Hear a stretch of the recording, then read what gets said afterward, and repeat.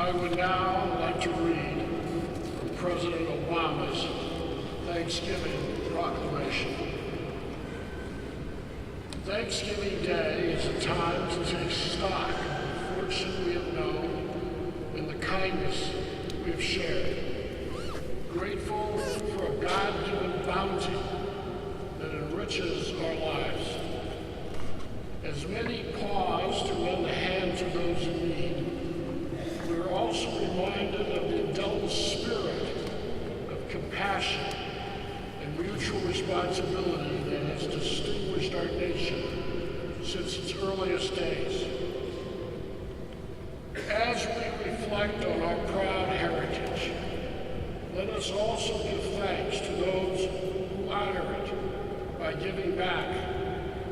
This Thanksgiving, thousands of our young men and women in uniform will sit down for a meal, far from their loved ones and the comforts of home. We honor their sacrifice and their service.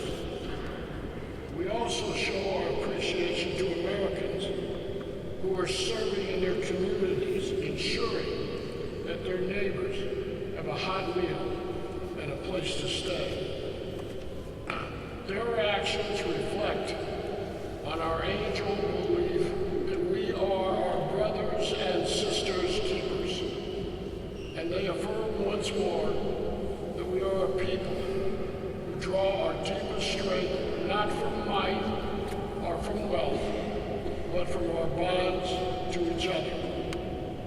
On Thanksgiving Day, let us spend this time lifting up those we love, mindful of the grace bestowed upon us by God and by all who have made our lives richer with their presence.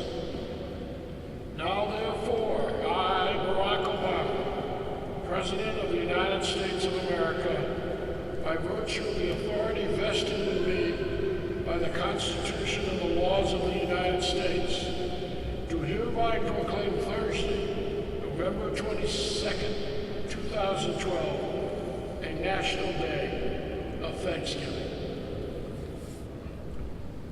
Since the time of Abraham Lincoln, it has been the tradition for the President to share his thoughts with the nation on Thanksgiving Day. And for more than 50 years, it has been the custom for the American ambassador to offer personal reflections here at St. Paul's. It is an honor I've had on 3 previous occasions and have today on my 4th and probably my last. I'm incredibly proud and extremely humbled to stand before you today. Because of all the privileges afforded to the United States Ambassador to the Court of St. James, nothing compares to the majesty of this moment. To look out on these glorious surroundings and to address over 2,000 fellow Americans on Thanksgiving is truly inspiring. And as I contemplate my blessings today, I am thankful to my family for their ceaseless love and support, to my country for the opportunities it has given me, and to the people of the United Kingdom for their warmth and friendship. Over the last 3.5 years, I have traveled across much of what Shakespeare has called this precious stone set in the Silver Sea. From the coast of Cornwall to the glens of Scotland, from the fens of the East Anglia to the Valley of Wales to the mountains of North Ireland. Along the way, I have experienced Britain's rich and varied landscapes, enjoyed the genius of its culture, felt the vibrancy of its democracy, and discovered the diversity of its population. I have visited cities, towns, and villages all through the United Kingdom. And everywhere I have been welcomed with open arms and with open minds. an American, there is no greater honor than being ambassador to the Court of St. James. As President Obama said last March, the relationship between the United States and the United Kingdom is the strongest it has ever been. When one sees it at work every day, as I have done, you understand exactly why it still occupies such a distinct place in our world. Our relationship is special because of our shared history, our shared heritage, and our distinct closeness of language and culture. It is also essential because of our shared commitments to the value of liberty, equality, universal rights, and human dignity. Values first brought to the American continent almost 4 centuries ago by a hardy and hope-filled band of pilgrims, many of whom had earlier set forth from this island.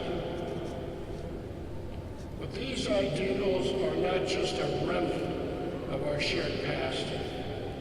They remain the indispensable building blocks for a better future. And it is our unshakable faith in these values that will help us overcome the challenges we face today. Those challenges at home and abroad are many, complex, and demanding. But despite the serious concerns they raise, I believe it is important on this day especially to retain perspective. Americans have much to be thankful for. Our daily lives are enriched by our family, our faith, health, love, and hope. Our communities are resilient and our compassion is strong. Indeed, as we sit down to our Thanksgiving dinner, we pray for those throughout the world enslaved by hunger, poverty, and disease. And we hold a special place in our hearts for those men and women of our armed forces away from their loved ones this Thanksgiving to serve to keep us safe. And we are grateful for all the enduring friendships that sustain us.